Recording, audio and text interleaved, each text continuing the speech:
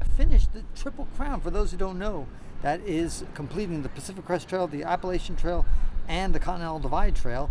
And you had done it in sections, and you completed the last section last year. And how long was that?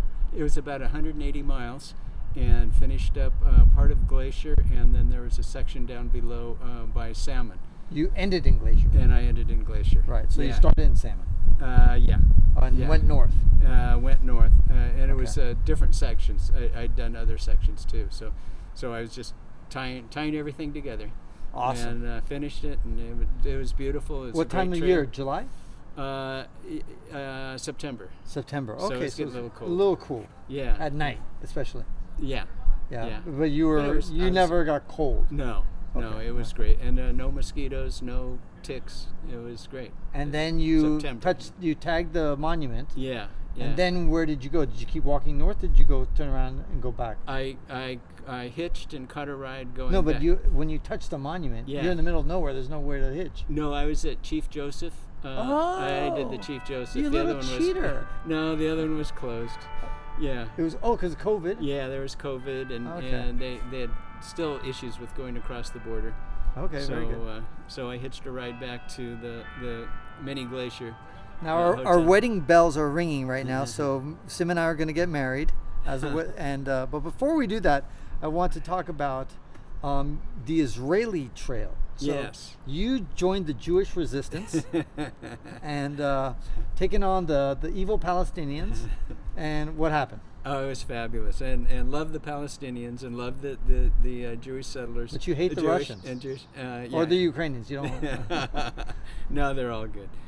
Yeah, it was fabulous. It's a 683 mile, 1,144 kilometer trek going from Lebanon to Egypt, around through Israel, and all around. Although it stayed in the Israel territory, it didn't go on the West Bank. I see. But it's their national trail, and. But the West Bank is Israel. Didn't they tell you that? I have a friend from high school that is a West Bank settler, and he says that. So. Oh, really? Okay. Yeah. All but right. I have another friend who's a Palestinian in Ramallah, and he says differently. And he says Israel is Palestine. That's right. All right. Well, I'm glad we all agree. Well, you think about the politics here in the United States that we're so divided. Boy, over there it's but they liked it. They talk about it, and they have good conversations. And so they're very open. How some people have fears about walking through Israel because there's these periodic bombings and whatever, but I imagine you never felt any kind of instability. I could hear a lot of gunfire, and jets were going overhead. I didn't see any missiles going. And what? For where? Oh, from Gaza. They were firing missiles from Gaza. Oh, really? Yeah. Oh, wow. And I saw one. I thought that was all fake news. Yeah, I saw the one of the Arab guys get taken down. I'm not sure what he did, but. What do you mean taken down? Well, all of a sudden I saw him spread eagle on the floor, and the guy you with were the just machine walking gun. along. No, I was sitting in the bus, and I was looking out the bus. Wait, you're walking a trail. No, I walked, but I had to take the buses to get to the trail, and so I didn't hike it all in one go. I'd hike, and then I'd go stay in Jerusalem or Tel Aviv, and then I'd come back on the buses, and they have a fabulous bus system. Why didn't you camp outside? I did camp, but then when I'd come back and recover, I'm an old guy, so I'd recover for a few days. But so how many days would you camp in a row? Like 3? Probably about 8 or 9. Oh, that's a lot. Yeah. And I'd get beat up, and then I'd go, okay, I want to rest. So do you notice, now you're 70 years young, do you notice that you do take longer to recover than when you were 60? Yeah. When did you ever feel an inflection point, or has it been like just a gradual decline or gradual, Yeah. Was there an inflection point? It was interesting. At one point, and I think it was about 8 years ago, I started to kind of stumble. Shuffle, doing an old man shuffle, and I go, wow, how could I be doing that? Not like a normal gait, if you will, right? Like a normal stride. Yeah. and I was doing an old man shuffle, and I go, oh man, and so then I just started hiking more, and it went away, and I don't want it to come back. So that's one reason why I keep hiking. But you didn't answer my question. Yeah. Which is, I know it takes longer to recover when you're 70 than when you're 60. Yeah, yeah. I understand that. But if you were to draw a graph, is it a smooth decline, or was there an inflection point where all of a sudden at, let's say, 67, you needed dramatically more time to recover than you did at 66? You know, I think it's a gradual thing. Okay. It has. I think if I get a big injury, you know, if I fall or break something, then that could be traumatic. But so far, it's just kind of a gradual decline. Okay, so do you worry, because a lot of times you're hiking by yourself, you could trip, and I mean, you have fallen. Yeah. You've had that close call like a couple of years ago. Yeah. Any close call since? No, but my two. You didn't get spread eagle somewhere? No, but it was kind of close. Two of my mantras when I was hiking was, "Oh shit! Don't fuck up! Don't fuck up! Don't fuck up!" And the other is, "I'm getting too old for this shit." Did you really? Yeah, that was a mantra? Yeah, oh, my mantra, because but that sounds like a really negative mantra. The Negev desert I thought would be flat and hot, and I had my umbrella, so I didn't think it would be a big deal. But you'd go down into these crevices and up these ravine, and hot, but you're climbing ladders like in Drakensberg Traverse. Oh, I see. Okay. And and some of the stuff I love going up. You know, I'm really good going up, but going down, it's just horrible. And they just go. Is it the knees, the back? What's hurting? It's just the shuffling. Joints? It doesn't really hurt. It's just shuffling, not shuffling, but the imbalance. That I finally got a walking stick. I hadn't had a walking stick before, but just you feel insecure. Yeah, insecure. You feel like that's why all these people break their hips when they're above 70 years old. Especially with its loose gravel. Right. And I was shuffling down a like 60-degree incline. 60. 60, and it was it was loose gravel, and I had to go at that point you just shuffle on your butt. I did, and my cell phone fell out. Oh, great! And I left it up there because I wasn't. Permanently. I got it's down. Still there now. It's still there now. I'm gonna go there now. See you guys later. Yeah. I'm gonna go get a free cell phone. I got down and it was missing, and I go, and I kind of looked up, and I'm not going back up there, and then come back down, and I was, running out of water and running out of food, and so it How expensive was the phone? It was like $200. Yeah, $200, 200 something. So I just got a new one when I got back. Right. But that had your GPS too, presumably. Yeah, you didn't really need I was it? right at the end of the trail, so that was fortunate. But that's a tough trail. I thought the AT was steep. For me steep and tough. Yeah, PUDs, pointless up and downs. Right. And this beat it. This was a lot tougher. Really? Yeah. So just up and down and up and down and up. Was it a PUD? Was it a pointless up and down? Because to me, what makes a PUD is that you get to the top and the scenery hasn't changed really at all. Then it feels pointless. But if the views, and I imagine Israel is mostly desert. Yeah. So you got some nice views probably at the top. The views were fabulous. Yeah. So there wasn't more pointless up and down in the sense that you're right. You get rewarded with a view Yeah. at the top and maybe a view at the bottom. Was it cooler or hotter in the bottom? Cooler. Yeah, Okay. Yeah. You get into the ravines and it's cool. And actually, I was there in Was February. there vegetation down there? February, March. Very little, a little bit. Yeah, there were patches. Not like tree cover. No.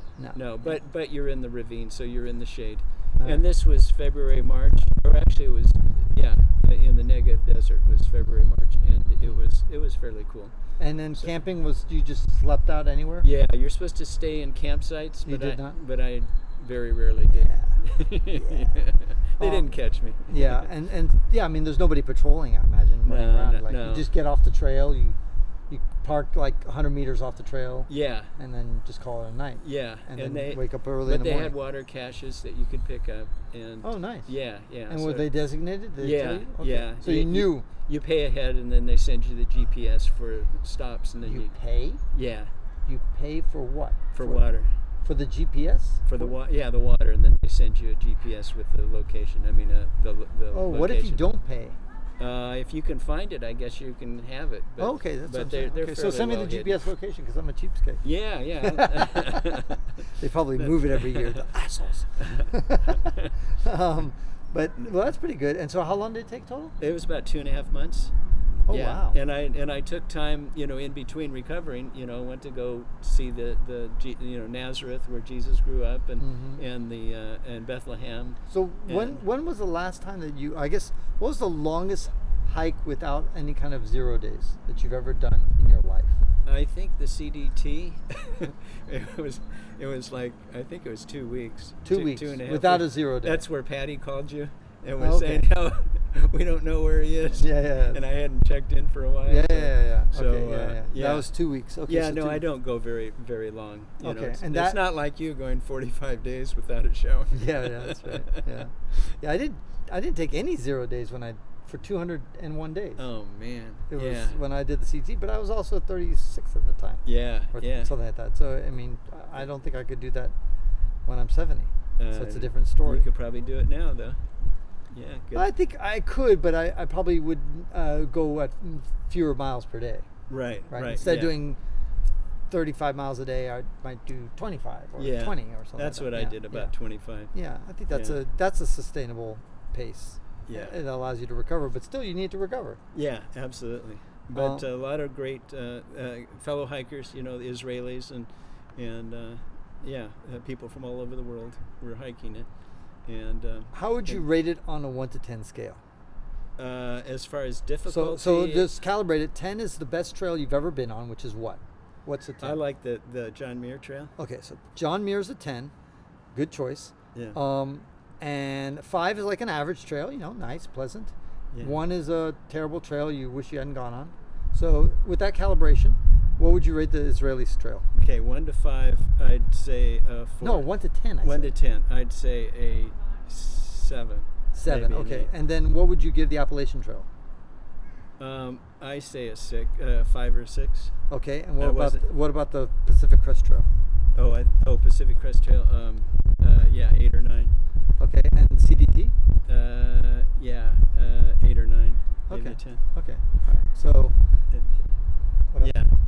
And then I was just hiking on the Pinhoti Trail. Oh yeah. Which is so there are a lot of pinhotis there. Yeah. I think How are it the means pinhotis? turkey feet. I think it means. Okay. But that's down goes from Alabama to Georgia, and it kind of connects the Florida Trail Wasn't with there the like a Appalachian Nez Trail. Perce Trail something too? Yeah, there's another one farther to the west. Down in that region, that's some area you never hear people hiking long distance trails, but they exist. It's a national in the South trail. region.